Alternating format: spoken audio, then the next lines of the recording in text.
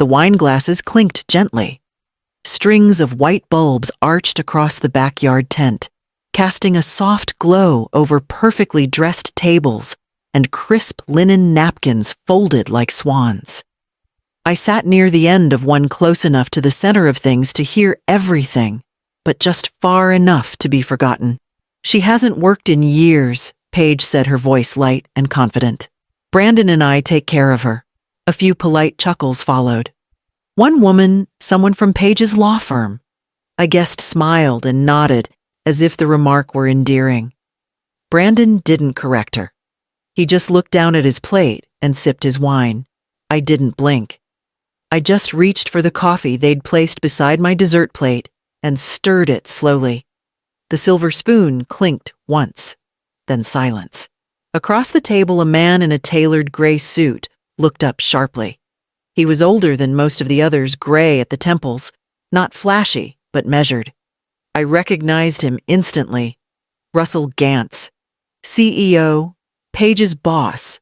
He'd come late and quietly, the way powerful men do when they don't need to make an entrance. He heard her. He looked at me. I held his gaze for a beat longer than was polite. Then I gave a small, neutral smile, the kind that says nothing, but doesn't forget. Paige, unaware, launched into a story about the honeymoon in Santorini. Something about yacht rentals and private chefs. Brandon laughed on cue. A server refilled my cup. I thanked her softly. She smiled with more warmth than anyone else had shown me that night.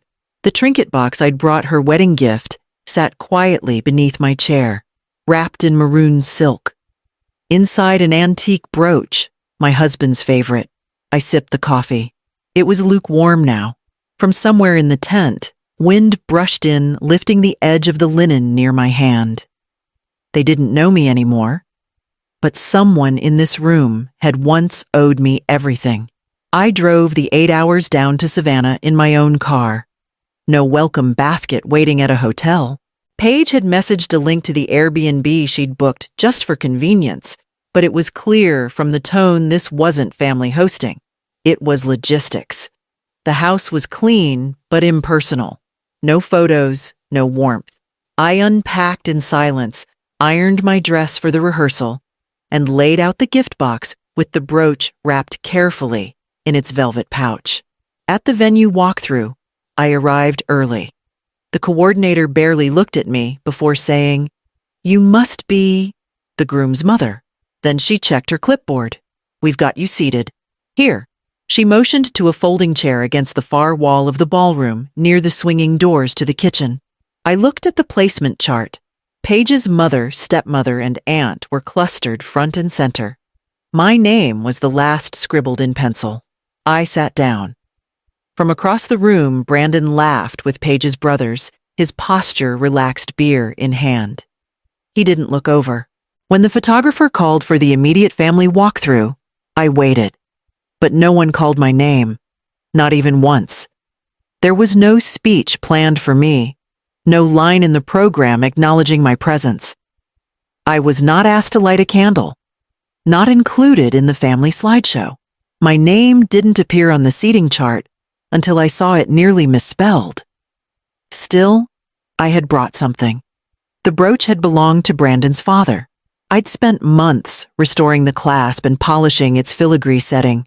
He used to say it was too pretty to stay in a drawer, and I always thought it would make a beautiful heirloom. I'd planned to give it to Paige before the ceremony. Now I wasn't sure I'd give it at all. The rehearsal ended with champagne flutes and a call for group photos. I stayed seated. No one noticed. But from the edge of the room, I saw everything, especially the moment when Russell Gantz lingered by the kitchen doors and glanced back toward me. Paige lifted her glass halfway through the second course, laughing as she told the story of how Brandon once burned an entire lasagna trying to impress her parents. The guests chuckled. Then someone asked about me.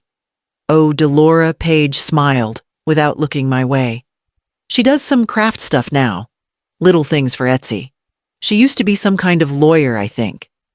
But she's retired, just takes it easy now. my hand stilled above my plate. Craft stuff. Used to be. I reached for my coffee, stirred it slowly. The teaspoon clinked against porcelain once, then twice. No one asked me to clarify.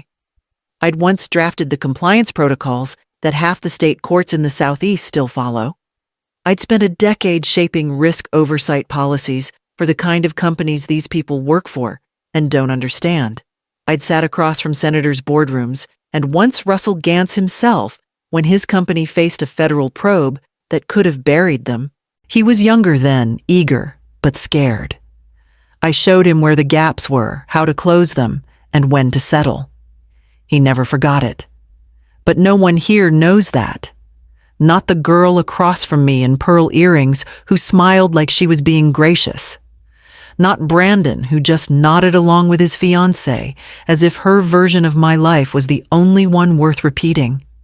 I didn't correct her. What would be the point? They'd made their story, and I wasn't in it. Paige leaned closer to a guest beside her. She's sweet, though. Not really business-minded. She's more cozy. I took another sip of coffee. The edge had gone bitter, but I let it sit on my tongue. Russell was seated at a neighboring table, deep in conversation with a client. But for a moment, I saw his gaze flick toward mine. He hadn't forgotten, and neither had I. That night, I sat at the small desk in the Airbnb's bedroom. The lamp buzzed faintly, casting a pale yellow ring across the notepad. My hands moved slowly at first, pen to paper, like I wasn't sure if this was for me or for him. Brandon, you were born during the coldest winter I can remember. I was 24 and terrified. But I still remember how your tiny fingers curled around mine like you trusted me more than the world itself. I paused. Then I wrote about the second job I took when he was 6 graveyard shift filing tax records at the county office. About the third job when he turned 10, making copies and redlining briefs for a firm that never learned my name. I wrote about the mountain cabin, how I sold it the spring before his first semester at Northwestern. He thought the scholarship covered everything. It didn't. I told him that retirement wasn't something that happened to me. I chose it. After 29 years of litigation, hearings, settlements, and late nights after helping other people's children inherit clean futures, I decided to keep one for myself. I wasn't discarded, I wrote. I stepped back. Willingly. Proudly. I wrote until the words blurred. Then I folded the letter in half, slid it into a plain envelope, and tucked it gently into the silk pouch with the brooch. I didn't write his name on it. Didn't seal it. Maybe he'd never see it. But maybe one day when the noise around him quieted, he would. I turned off the lamp and stood in the dark for a while, letting the silence settle. In my chest, there was no anger left, just a low, steady ache. Not from being overlooked, from being misremembered. I slid the pouch back into my suitcase between 2 layers of neatly folded clothes. Then I went to bed, though I didn't sleep. I found the photo while reaching for my shoes. It had been tucked between 2 legal pads at the bottom of my suitcase, probably slipped there by habit when I packed the night before the trip. In it, I stood next to Russell Gantz. We were both younger, both thinner. He wore the same look he wore in boardrooms, half-prepared confidence. I wore the same suit I'd worn 3 days in a row back then, just hoping the fax machine wouldn't jam again. It was taken just outside a federal courtroom 22 years ago, back when everything was still a maybe. Russell had been sinking, fast. Whispers of compliance fraud, vendor leaks, missing disclosures. Every big-name attorney had passed. I didn't. I stayed up for 6 nights, combing through what they thought couldn't be cleaned. I found the gap no one saw. Wrote a settlement strategy in 48 hours. I wasn't thanked in the press. I wasn't given a bonus. I didn't want one, but Russell knew. He stood next to me in that photo like someone who understood that without the woman beside him, he'd be giving statements outside a bankruptcy court instead of running an empire. I held the photo for a long time, then set it next to the silk pouch with the brooch and the letter. I still hadn't decided whether to give. I didn't call him, didn't send a message. If he remembered, he remembered. If he didn't, so be it. I zipped the suitcase slowly, letting the lock click shut. The knock came just after 7. I had changed into slacks and a cardigan, taken off the jewelry. My purse was packed. The letter still sat unread, tucked behind the brooch and the photo. I hadn't planned to see anyone that night, but I opened the door. Brandon stood there, hands in his pockets, tie loosened, face unsure. "Hey, Mom," he said. "Can I come in for a second?" I stepped aside. He walked in slowly, glancing once at the small table by the window, then back at me. "She didn't mean it like that," he started. "Paige she speaks without thinking." I said nothing. He cleared his throat. "She was nervous. You know how these wedding things are. She didn't mean to sound like you didn't matter." I sat down. He stayed standing. "You were amazing in your time, Mom." Everyone knows that he added too quickly. "But you stepped back. That's not our fault." That's when I looked up at him. My son. Taller than me now. Married tomorrow. Proud, successful. And still unable to name one thing I had done beyond craft stuff and used to be. "No," I said quietly. "It's mine." He blinked. "What?" "It's my fault," I said again, "for letting you forget who I ever was." His jaw tensed, like he wanted to argue, but couldn't find the words. "I raised you not to boast," I said, "not to throw titles around. I thought that would teach you humility. Instead, it taught you to erase." "I haven't." "You have," I said. "And maybe that's on me too." He stood there, guilt settling slowly behind his eyes. But he didn't apologize. Not yet. He just nodded once and turned toward the door. "You'll still be there tomorrow, right?" "I always show up," I said. "That's never been the problem." He left without another word. When the door clicked shut, I reached for the brooch case again, not because I was unsure of giving it, but because I wanted to remember the weight of something that mattered before I let it go. The morning of the wedding, I woke before sunrise. I didn't touch the letter. I didn't repack the brooch. I left them both where they were in the suitcase where they could wait, like I had waited. Instead, I slipped into the crimson silk dress I'd ironed the night before. Nothing dramatic. No sequins, no flash. Just clean lines, long sleeves, and a fit that didn't apologize for my age. I pinned up my hair-applied soft lipstick and fastened the cufflinks to my wrist. They weren't decorative, platinum, custom cut, engraved with a discrete series of numbers and symbols, our internal compliance code from the year the company was saved. Only 2 sets had ever been made. One belonged to Russell Gantz, the other to me. He'd mailed them in a velvet box the week after the settlement was finalized. No letter, just the gesture. You don't say thank you to someone who pulled you out of the fire. You acknowledge it quietly and never forget. That's why I wore them. Not to be seen. To be recognized. I walked into the venue alone. I was placed again near the back. My chair had a ribbon but no name card. The music was beautiful. Paige looked lovely. Russell arrived just before the procession started, flanked by 2 junior executives who looked like they still thought corner offices were handed out with espresso. He didn't notice me at first. Not when he shook Brandon's hand, not when he clapped Paige's father on the shoulder. But after the vows, after the applause, after the new couple began making their rounds, he turned. His eyes scanned the room like he was searching for something that didn't belong. Then they stopped, right at me. His gaze dropped to my wrist just for a second, then came back to my face. No surprise, no disbelief, just the quiet nod of a man who knew a debt when he saw it. I nodded once too. Then I sat back, hands folded gently in my lap, letting the weight of silence settle where words no longer needed to go. The string lights above the reception flickered gently, like they were eavesdropping. Brandon had just finished his toast, awkward, but sincere. Paige stood next. Her voice rang high, polished with charm. "We're so thankful for everyone here," she beamed. "Even Brandon's mom, she doesn't work anymore, but we try to make sure she feels included." Laughter followed. Light, easy, disposable. I didn't flinch. But across the room, Russell Gantz turned his head. His gaze dropped again to the platinum glint on my wrist. The cufflinks weren't hidden, but they weren't flaunted either. They just were unmistakable to someone who knew what they meant. His smile faltered. Slowly, he set his glass down and stood. The chatter dimmed. Waitstaff froze mid-step. Paige blinked, still, grinning, unsure.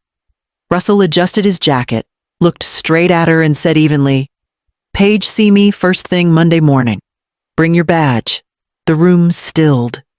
The clink of a fork on glass was the only sound. Paige's face shifted uncertainty, blooming into panic. Brandon stepped forward, but Russell had already turned. He faced me with the kind of nod only two veterans of the same battlefield ever exchange.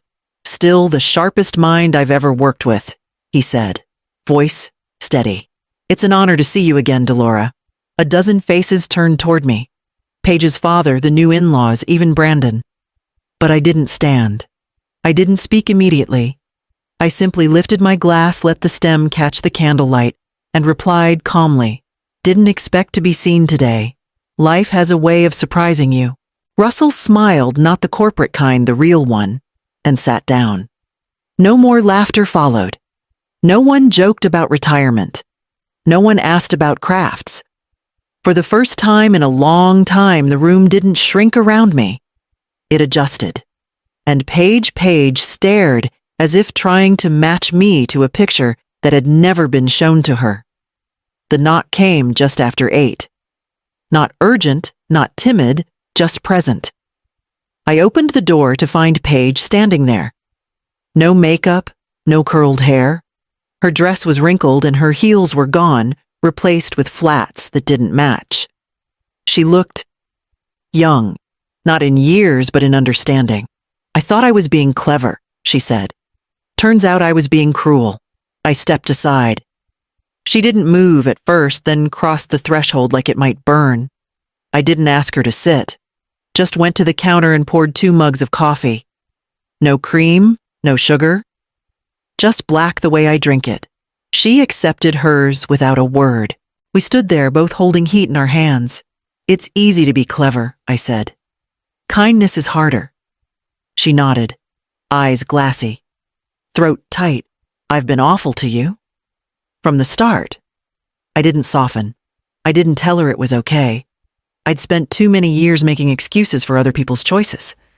But I did say, "You've been thoughtless. Not beyond repair. Just shallow. Until now." "I'm sorry," she whispered. I believed her. Not because she said the words well, but because she looked stripped of everything she once clung to, position, charm, pretense. I nodded toward the hallway. "You owe someone else more than me." Her eyes widened slightly. She knew who I meant. She set the coffee down and stepped away. Brandon came back that afternoon. No Paige beside him, no defense in his posture. She told me everything Brandon said, standing in the doorway like a boy again, uncertain, trying to measure the cost of what he'd missed. I reached into the suitcase and pulled out the envelope, the one I hadn't planned to give him. Not at the wedding. Not on a day meant for pageantry. But something had shifted. I handed it to him. Read it as a son, not a groom. He didn't speak, just sat down at the kitchen table and unfolded the pages. The room grew quiet. Even the hum of the fridge seemed to dim as his eyes moved over each line, about the 3 jobs I worked, about the cabin I sold, to send him to college, about the nights I came home too tired to cook, but still showed up to every parent-teacher conference, about how I didn't stop working because I had nothing left.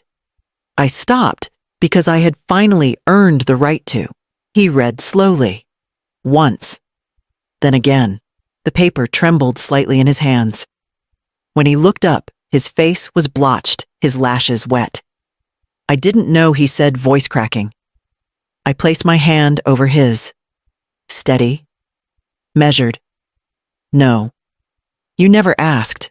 He let out a breath that almost turned into a sob but swallowed it down. His hand tightened around mine. Can we start over? He asked. The words barely made it out, like he wasn't sure he deserved the answer. I smiled faintly, not in triumph, not in bitterness. You just did. The clock ticked quietly above us. Outside, the afternoon light had begun to shift, softening at the edges, not quite golden yet, but warmer than it had been. And for the first time in years, my son didn't look through me. He simply looked and saw.